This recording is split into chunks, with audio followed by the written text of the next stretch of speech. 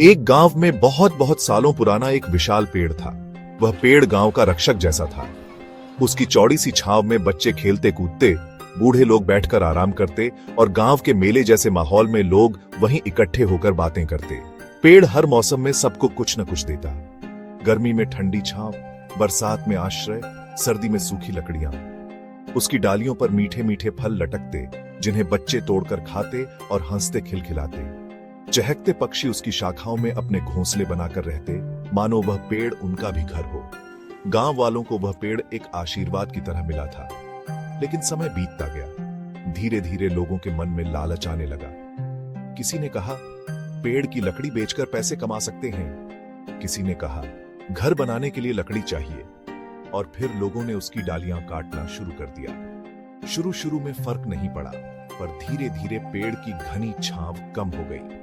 फल कम होने लगे। पक्षी एक एक करके पेड़ छोड़कर उड़ गए और कुछ सालों में वह विशाल पेड़ ठूंठ बनकर खड़ा रह गया। अब गांव के बच्चे धूप में झुलसते, बुजुर्गों के पास आराम करने की जगह नहीं रही और खेतों के पास नमी भी कम हो गई, क्योंकि पेड़ की जड़ें पानी सोखकर जमीन को हरा भरा रखती थी। गांव वाले पछताने लगे। काश हमने इस पेड़ को बचाया होता। काश हमने इसे काटने के बजाय और पेड़ लगाए होते। तभी गांव में रहने वाले एक बुजुर्ग ने कहा, पेड़ सिर्फ लकड़ी नहीं होता, वह हमारी सांस, छांव, भोजन और जीवन का आधार होता है।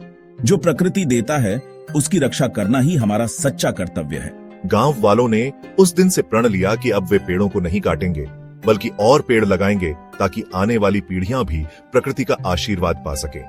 प्रकृति की रक्षा करना हमारा कर्तव्य